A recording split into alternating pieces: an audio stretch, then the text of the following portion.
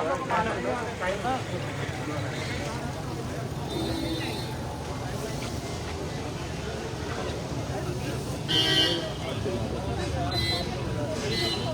जेब करवाना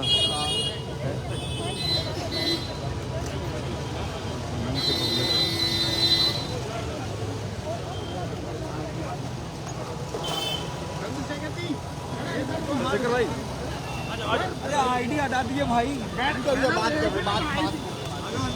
भाई आइए अंदर, चंद्रशेखर भाई अंदर आइए, अंदर चंद्रशेखर भाई आइए आइए आइए।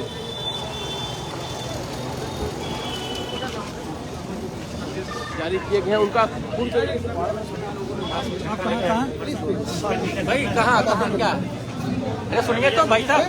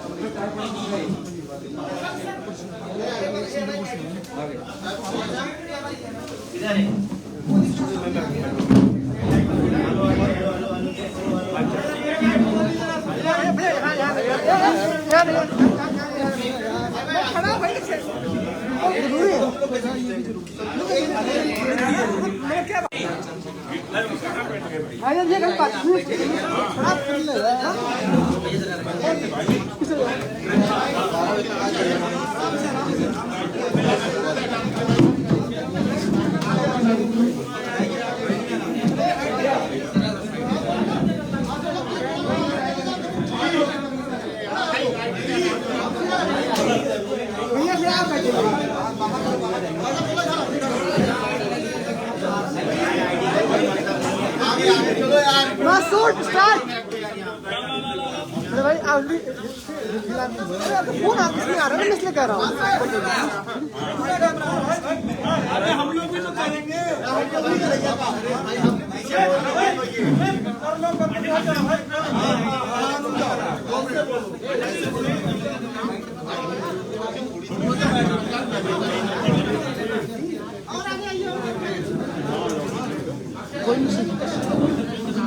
भाई यार आप भाई यार आईटी वाईटी लगाया हुआ है यार, भाई हमारी मजबूरी है नहीं है।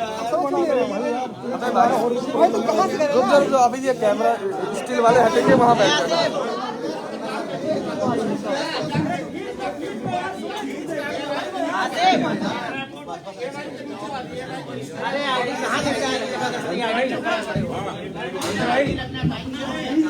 बस बस बस स्टार्ट करिए।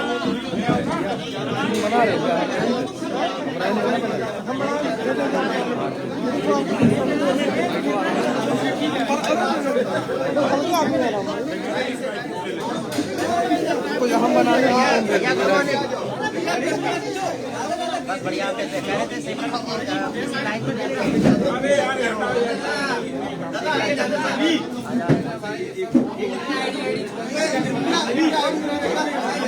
हाँ ठीक है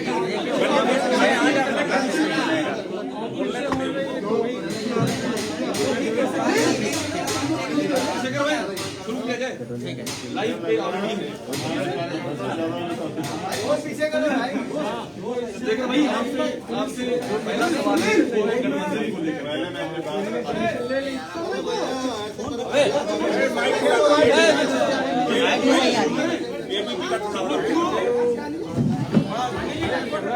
क्या बात है, क्या कर रहे हैं भैया? क्या कर रहे हैं भाई? क्या कर रहे हैं यार?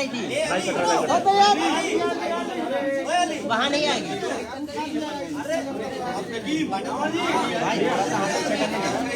अरे ये नीट इंडिया का नाम खड़ा कर दिया भाई। बस बस कर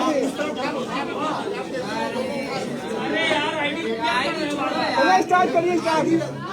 मैं स्टार्ट करता हूँ तो दिल्ली साहब के पीछे तक आ गए। भाई थोड़ा फ्रेम नहीं आ रहा भाई, आप तो लाइव कर रहे हैं ना, थोड़ा सा बढ़ा लें, कोई दिक्कत नहीं होगी।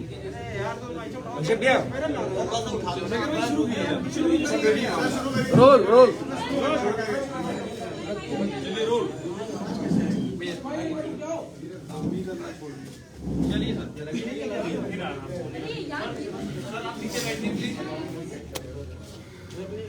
बहुत बहुत धन्यवाद आप सब लोगों का। चुनावी समय में आप समय निकाल के आए। मीडिया के सभी साथियों का, बहनों का धन्यवाद।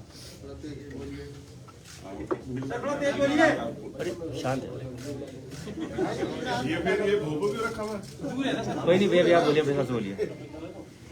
तो मैं समझता हूँ उत्तर प्रदेश में चुनाव है और आप सबको जानने में दिलचस्पी है कि कल जो मुलाकात हुई थी, बिल्कुल उसके बाद हम लोग गठबंधन में कितनी सीटों पे जा रहे हैं, कहां से लड़ने वाले हैं, ये सब चीजें आपके मन में। मैं भी 2 दिन से मीडिया के लोगों से बात नहीं कर रहा था क्योंकि मैं भी अपनी चीजों को फाइनलाइज कर रहा था, क्योंकि आदमी जो जितना आदमी बड़ी बड़ी बातें करता है या कुछ भी कहता है, उन बातों पे उसका टिका रहना बहुत जरूरी होता है। तो मैं उतना ही बोलता हूँ जितना मेरे अंदर हिम्मत होती है, उससे फालतू नहीं बोलता हूँ।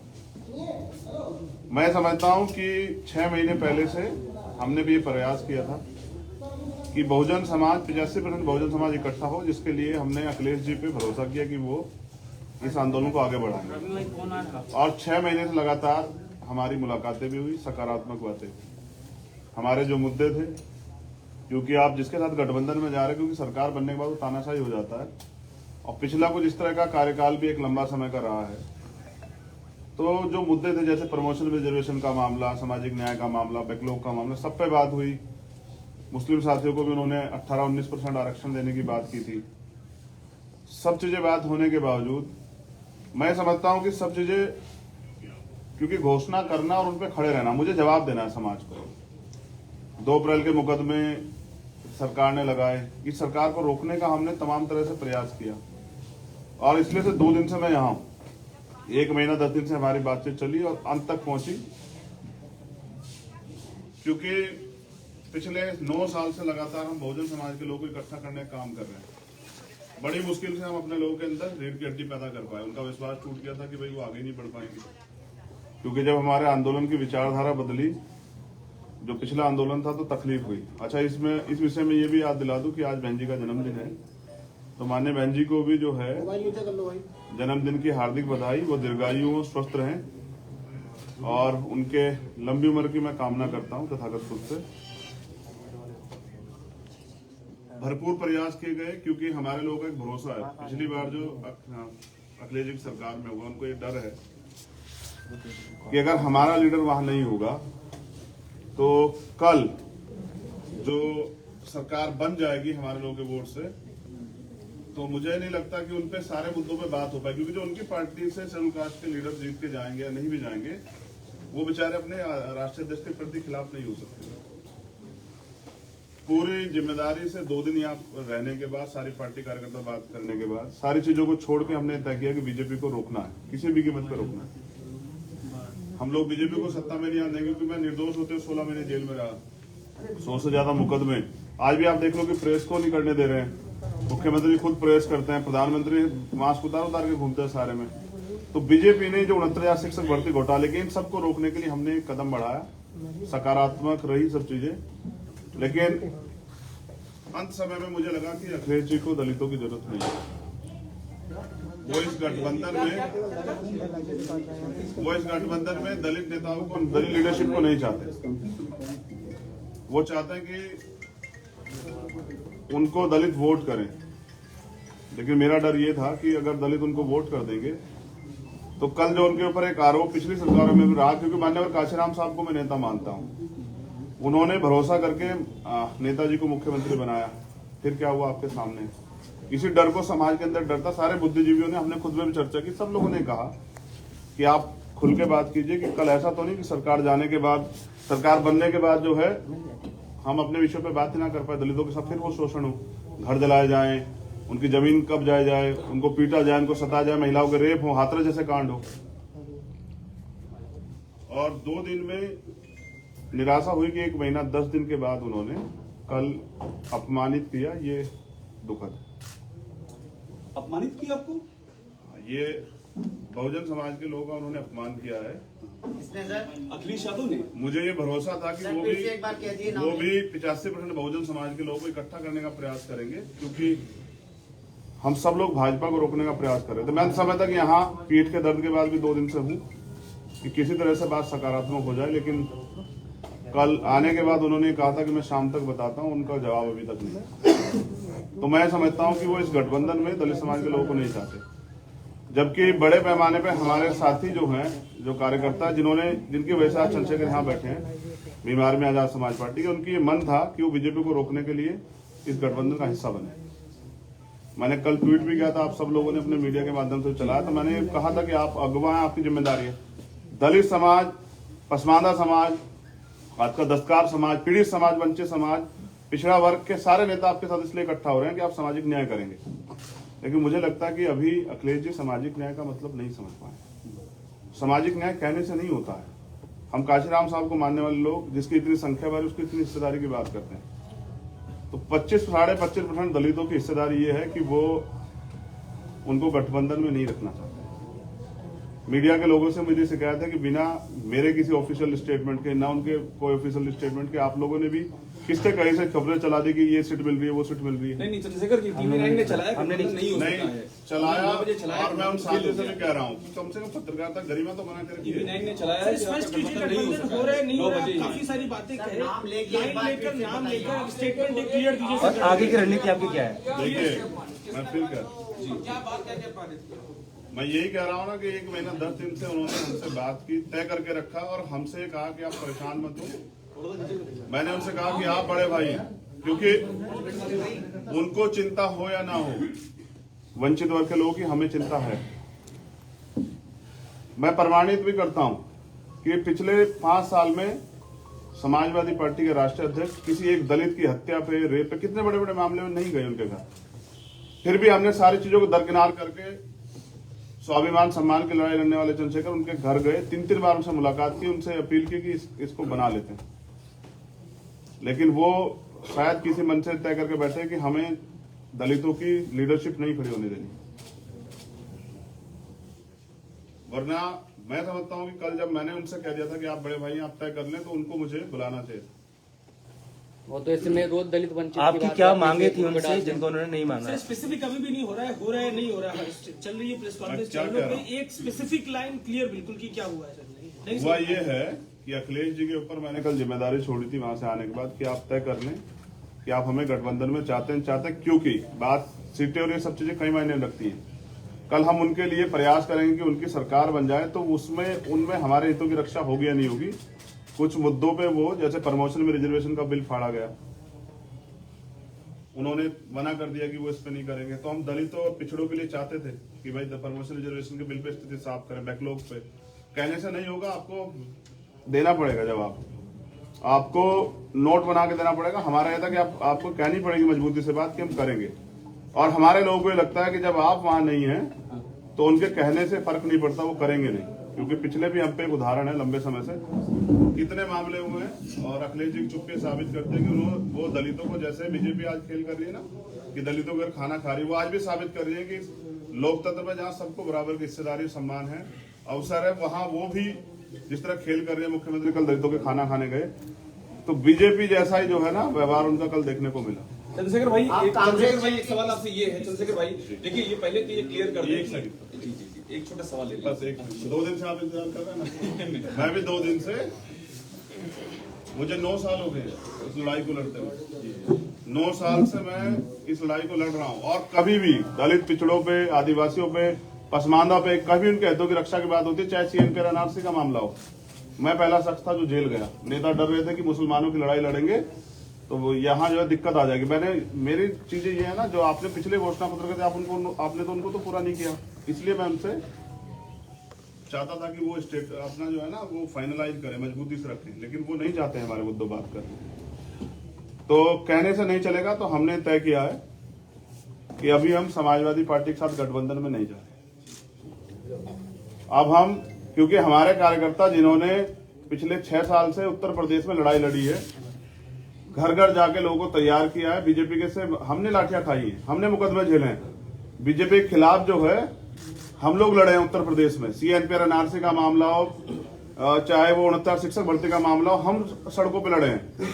तो मैं समझता हूं कि अपने लोगों के हितों की रक्षा में स्वयं करनी पड़ेगी। मैं 25% दलितों के स्वाभिमान की रक्षा करने के लिए हूं, उनको मैं अपमानित करने के लिए। मैं तो मान्यवर काशीराम साहब को नेता मानता हूं ना, उनको राष्ट्रपति बनाने का अवसर मिला, बीजेपी ने कहा बना देंगे, उन्होंने छोड़ दिया।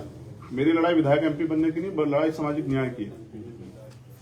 मैंने कल उनके पाले में छोड़ी थी, उनका जवाब नहीं आया। मैं मानता हूं कि वो दलितों का नेतृत्व और दलितों के हितों के मुद्दों पे बात नहीं करना चाहते। मुझे भी उम्मीद है कि मेरे बाद हो सकता है वो स्टेटमेंट देंगे हम ये करेंगे, लेकिन हमने तो सबके देखे। प्रधानमंत्री भी कहते 2 करोड़ रोजगार देंगे, प्रधानमंत्री भी कहेंगे जो है 15-15 लाख देंगे, ये करेंगे वो करेंगे, लेकिन देश बेच दिया। तो बीजेपी को सत्ता से रोकने के लिए मैं चाहता था कि एक लार्जर लाइन्स बन जाए, क्योंकि अगर विपक्ष में थोड़ा सा बिखरा होगा उसका फायदा बीजेपी को होगा। इसलिए मैं 2 दिन से यहाँ। अब क्या करेंगे आगे? अब दलित समाज के लोग, वंचित वर्ग के लोग, बहुजन समाज के लोग अपने हितों की रक्षा के लिए अपनी लड़ाई स्वयं लड़ेंगे। मैं समझता था अखिलेश जी दूरदृष्टि है, वो समझते होंगे कि लड़ाई आज की नहीं है, उत्तर प्रदेश से केंद्र का रास्ता तय होगा। लेकिन पिछली बार जिस तरह से माननीय काशीराम साहब के साथ धोखा हुआ कि उन्होंने माने नेताजी को मुख्यमंत्री बनाया और वो फिर ठगे से रहे कि मैं इनका वजूद बना के जो है ना अपने लोगों को कमजोर नहीं कर सकता हूं, उनके हितों की रक्षा के लिए चुप नहीं रह सकता हूं। मैं सरकार में इसलिए नहीं शामिल होना चाहता कि अभी तो सरकार बनी भी नहीं है कि मैं अपने लोगों की हत्याओं पर, तमाम तरह की समस्याओं पर चुप हो जाऊं। मैं नौजवानों की बेरोजगारी के मामले चुप हो जाऊं, ये मुझसे नहीं होगा। अकेले लड़ेंगे क्या? सवाल आपसे ये है, अपने दम पे लड़ेंगे और प्रयास करेंगे जो अभी बिखरा विपक्ष है उसको एकजुट करें। अगर वो नहीं होगा तो अपने दम पे लड़ेंगे। चंद्रशेखर भाई एक सवाल आपसे ये है मेरा, कांग्रेस मायावती मैं फिर कह दूं आपसे, मैंने माननीय बहन जी सबसे पहले प्रयास किया, वो हमारी नेता बड़ी है कि उनके साथ एक गठबंधन, मैंने खूब प्रयास किया। मैं स्वाभिमान सम्मान की लड़ाई लड़ता हूँ, उसके लिए मैं तमाम मुकदमे, जेल, सब चीजें देखी, तिहाड़ भी 2-2 बार गया, लेकिन मैंने हमेशा प्रयास किया कि एकजुटता बनी रहे। मैंने बहन जी से प्रयास किया, उन्होंने कोई इस पे सहमति नहीं की। मैंने भैया से प्रयास किया, मैंने उनको बड़ा भाई माना, क्योंकि मुझे पता कि शायद उनको कुछ ना हो, लेकिन अगर सरकार बीजेपी की आ जाती तो अगले 5 साल में जो दलितों को, मुसलमानों को, पिछड़ों को, आदिवासियों को और सब समाज को जो झेलना पड़ा और जो पिछले 5 साल में झेलना पड़ा, कहीं मैं उसका हिस्सेदार ना बन जाऊं। चंद्रशेखर भाई पर सवाल ये है कि आखिर वजह क्या रही? क्योंकि देखिए हम ये खबर लगातार चला रहे, गठबंधन नहीं हो सका, टीवी ने आपको अगले 12:30 बजे मिलेंगे। लेकिन ये बताइए कि आप उनसे पूछिए कि कद बड़ा हो रहा है, इसलिए आपका कद बड़ा हो जाएगा, इसलिए नहीं गठबंधन किया क्या? मेरा कद, मैं समझिए ना, मैं व्यक्तिगत तो लड़ाई लड़ ही रहा हूँ, मेरे कद की क्या है? अच्छा, क्या मैं, आप तो पूरे देश प्रदेश का मेरा काम जानते हैं, 23 प्रदेशों में हमारा संगठन है, मैं तो बिहार तक चुनाव लड़के आपने दम पे, तो मैं क्या उत्तर प्रदेश में नहीं लड़ सकता हूँ? लेकिन मेरा प्रयास ये था, क्योंकि मैं नहीं चाहता कल किसी दलित का,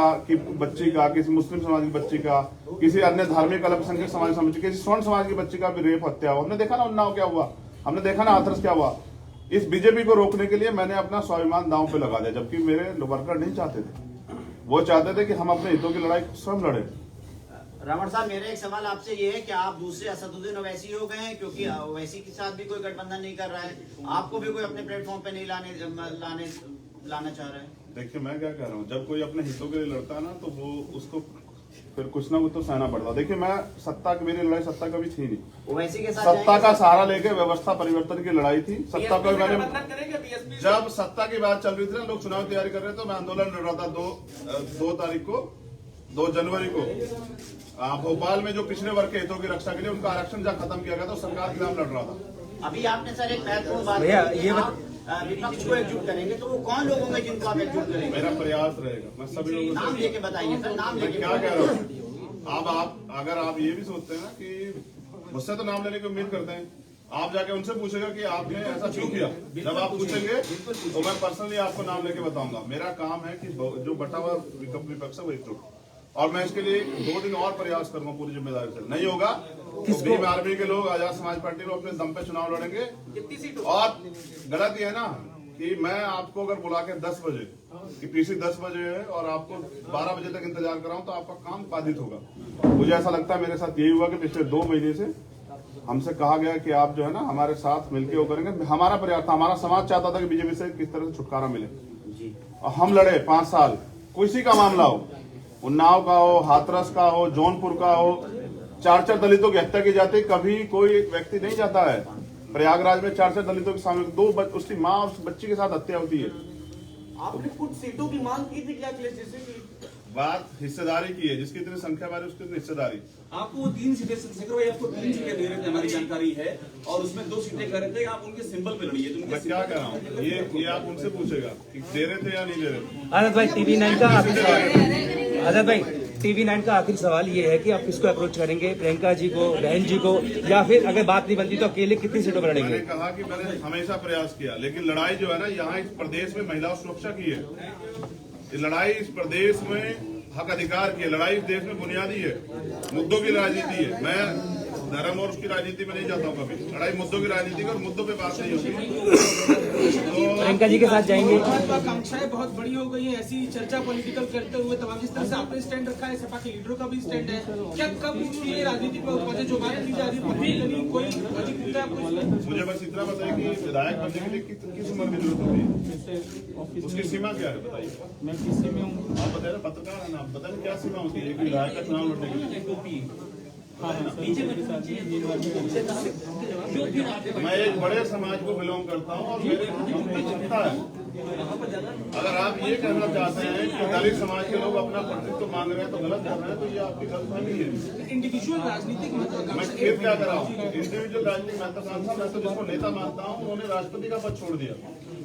मैंने उनको बड़ा भाई कहा और मैं इस रिश्ते को निभाऊंगा, लेकिन लड़ाई प्रतिनिधित्व की है, हिस्सेदारी की है। आपके ऐलान समाज के लोग किससे भीख नहीं मांग रहे हैं सर। आपके ऐलान के बाद अगर अखिलेश जी का फोन आता है तब आप क्या करेंगे? अभी आपने कहा अखिलेश जी ने फोन नहीं किया, अगर आपके ऐलान के बाद अखिलेश जी का फोन आता है तब आप क्या कहा? फोन नहीं किया ना, जिनको जिम्मेदारी लगाई थी उनके साथ बात नहीं की है। दरवाजे बंद हो चुके हैं क्या आपकी तरफ से समाजवादी के लिए? राजनीति में कभी दरवाजे बंद नहीं होते हैं। जो लोग एक दूसरे के खिलाफ मुकदमा कराते हैं वो भी साथ लड़ जाते हैं। मेरा प्रयास ये है कि एक मजबूत आप विपक्ष बनता जो बीजेपी को रोकता, जिसमें सबकी भागीदारी होती है। आप बताओ उनके पास अभी कोई दलित समाज के कोई पार्टी लीडरशिप है क्या? मेरे आज के बाद शायद वो किसी को इकट्ठा करने लग आप जाए। दलित समाज मुस्लिम समाज की बात करते हैं, क्या ओवैसी के साथ आएंगे आप चुनाव लड़ने? अकेले हैं, 1 और 1 11 होते हैं, वैसी के साथ जाएंगे। जो कुछ होगा, आज 2 दिन का समय आपसे लिया है, उसके बाद अपनी बात आपसे रखेंगे, लेकिन कभी भी दलित समाज के सम्मान से खिलवाड़ नहीं होने दूंगा, ना उनके सम्मान से जो है ना खिलवाड़ करने दूंगा। मैंने विश्वास किया कि हम इस बीजेपी को रोकने के लिए सक्षम हैं और हम जो बिखरा हुआ है उसको इकट्ठा करेंगे, एक मजबूत लड़ाई लड़ेंगे उत्तर प्रदेश में। धन्यवाद।